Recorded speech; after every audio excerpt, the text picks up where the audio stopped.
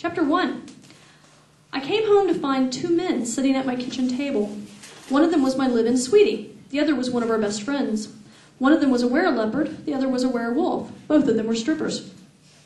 At least once a month they took off more than just their clothes on stage. They changed shape on stage in front of a live audience. Those nights the club was standing room only. I mean, you can go to other clubs to see men take their clothes off, but their entire skin and body, well, that was unique. Nathaniel came to greet me with a kiss and a hug. I let my hands play in the long, thick auburn hair that trailed down his broad shoulders, the curve of his waist, the tightness of his ass, and the long, muscular legs. He was 5'7" now, an inch taller than when I'd met him. In my 3-inch heels, I was still an inch shorter than him. At 21, he was finally growing into the promise of those shoulders. His face was less soft than it had been and more masculine. He would always be beautiful, rather than handsome. But the bone structure had changed minutely, so he just suddenly looked his age instead of like jailbait. He blinked down at me with the soft lilac of his eyes. On his driver's license, it said his eyes were blue because they wouldn't let him put lavender or purple. His eyes were different shades of color depending on his mood or what he wore, but blue was never the color of his eyes. His hands slid underneath the jacket of my suit and a little lower to trace the top of my skirt.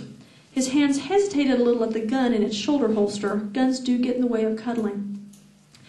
I wrapped my arms around the bareness of his upper body, breathed in the scent of his skin. He was wearing what he usually wore in his off time in the summer, little bitty jogging shorts.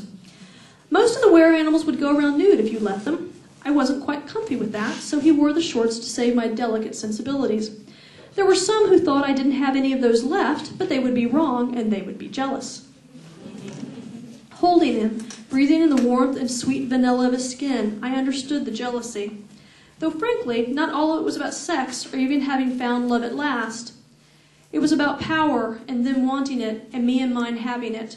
It was about body count and me having the highest kill count among the vampire executioners in the good old US of A. I would give a less favored body part to have a woman greet me at the end of the day like that, Jason said. I had to peer around Nathaniel's body to see Jason. He was still at the kitchen table nursing a coffee mug. It even smelled like coffee, but he huddled around it as if it were something harder and more intoxicating. Jason was 2 years older than Nathaniel, which made him 23 now. Strangely, I'd met them both when they were 19.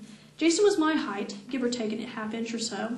His hair was that shade of yellow blonde that movie stars are fond of, but his was real and didn't have to come from a good salon. His hair was cut businessman short. I liked long hair, but I had to admit that Jason's face looked cleaner, better, more handsome even, without the hair to distract. He was wearing a blue t-shirt that made his eyes even bluer than they were, the color not of spring, but of summer skies before the heat has gotten too hot, but you know it's not May anymore. The clothes hid what I knew, that he looked even better out of them. It wasn't for lack of cuteness and desirability that Jason wasn't my sweetie. He was my friend, and I was his. What about Perdita, Purdy? You and she are going steady, right? He grinned at me. Going steady. You're so cute. I frowned at him.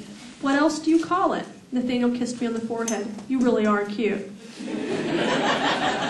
I moved away from him and scowled at them both. I'm serious. What else do you call it? You aren't just fuck buddies. She isn't a one-night stand. She's a serious girlfriend. If it's not going steady, what do you call it? You make it sound like I gave her my class ring, Anita.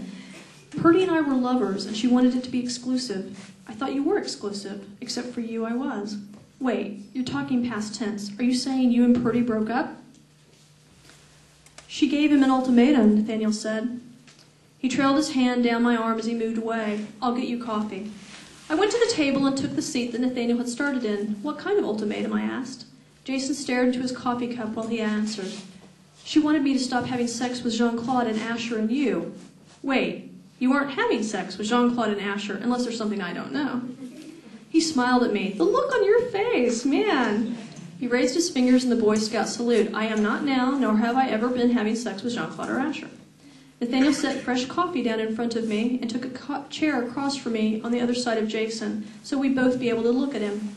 It also meant we wouldn't be able to do more than hold hands, which was probably good. We tended to distract each other. But she didn't believe you, I said. Nope, she didn't. He took a sip of coffee. Why wouldn't she believe you, I asked. I'm not sure. If me feeding the odor off of you through sex bugged your steady girl, you should have said something. I am Jean-Claude's pomme de sang. I am his blood donor, and I go where my master tells me to go. He shares me with Asher for blood and you for sex, and it's his right to share me. I am his. I belong to him. Purdy knows that. She got kicked out of Cape Cod because she wanted to be more than just a blood donor to the master vampire there. Samuel didn't say anything about that. In fact, his son Samson said that Purdy was here to spy on him for his mother. Yeah, but Samson went home and Purdy didn't. Samson had gone home because St. Louis got invaded by some of the scariest vampires in the world. Jean-Claude had thought it was a bad idea to risk getting the eldest son of his friend and ally killed. Besides, Samson was a mermaid, or merman, and they aren't big on offensive abilities, at least not this far inland. Purdy was a mermaid too, though I'd never seen either of them turn all fishy. They just looked like people to me. Purdy stayed for you, Nathaniel said. Jason nodded. She wanted me to be here. She wanted me to be here. No, she wanted me to be hers. She's very jealous, very possessive. I'm just not into that. So you have a woman that does greet you like Anita greets me, but the rest doesn't work. No, Nathaniel. She used to greet me sort of like that, but for weeks now it's been, where have you been? Who have you been with? You fucked the master again, didn't you? You fucked Asher again, didn't you? You were with Anita again, weren't you? I've put you on the back burner for feeding me, I said. I got the impression Purdy didn't want to share you that much, but I had no idea she thought you were doing more than just donating blood to the vampires. She's like crazy jealous, and she won't believe me when I tell her I haven't been with anyone else. It's why I asked Jean-Claude to take me out of your feeding schedule for a while. I thought if I stopped having sex with the only other person I was really having sex with, that Purdy would calm down. Nathaniel and I exchanged glances across the table. He shrugged. I asked the question, did it work? No, he said. He took another drink of coffee, and it must have finished the cup because he got up and went for the French press beside the sink. He took the coffee cozy off of it, then put it back on without filling the cup. He set the cup in the sink. I don't want more coffee. You can never have too much coffee, I said. He turned and smiled at me. You think so, but the rest of us get a little OD'd on your level of caffeine. What happened, Jason, I asked. The smile slipped a little more. He was solemn when he turned to us. He leaned his back against the cabinets, crossed his arms across his chest, and again didn't quite meet our eyes. She wanted me to marry her. Death do us part and all that. She's a mermaid, which means she'll outlive me. She can live for hundreds of years, not immortal like a vampire, but close.